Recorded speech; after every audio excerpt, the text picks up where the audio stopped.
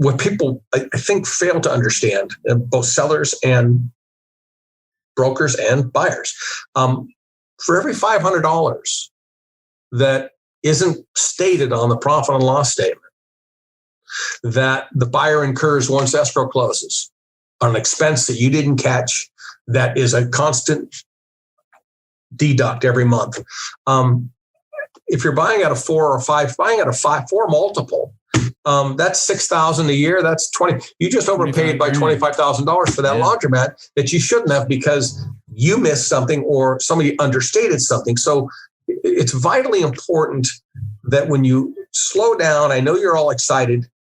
I know you all want to buy a laundromat. I mean, I have half a dozen buyers right now that are, you got anything in Orange County? You got anything in the Valley? You got anything in LA? And the questions, well, here's one, and here's one, and here's one. And the first thing I do is I go, nope, rent to gross ratio's off. Nope, they're understating this. Nope, they're understating that. And I go, so they want $350,000 in the laundry, in my estimation, is only worth $275 because there's a hole. I treat it like it's my money. If I'm not going to invest in it, why would I recommend that somebody who wants to get into the business, who has some hard-earned cash to invest in a laundromat, why would I want to sell them something that I know that it's not going to produce that kind of revenue on a monthly basis? And they're not going to go after the seller. They're going to go after me.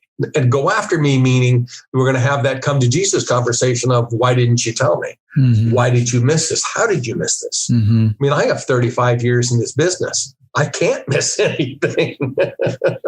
It doesn't bode well. Yeah. And I want them to stay with me. I want them to call me up and say, hey, I got a problem. What's the problem? I don't know what machines to add. Oh, great. What are your turns per day? Great. Let's sit down and have a conversation about your store. And then it goes through, did you survey? Do you have this? Do you have this? Let me see the reports. Let's talk about it. So I think that's a huge point. And I love that you said for every $500, that's $25,000 of equity that you're overpaying, because I think people don't think about it like that. Right. And it's really easy in this business to miss $500, either in overstated income or understated expenses, which, it's just easy to do because it's really difficult sometimes to pinpoint exactly what a laundromat's doing unless you're working with somebody who has this experience in the industry and can tell the gotchas, like the repair costs. Right.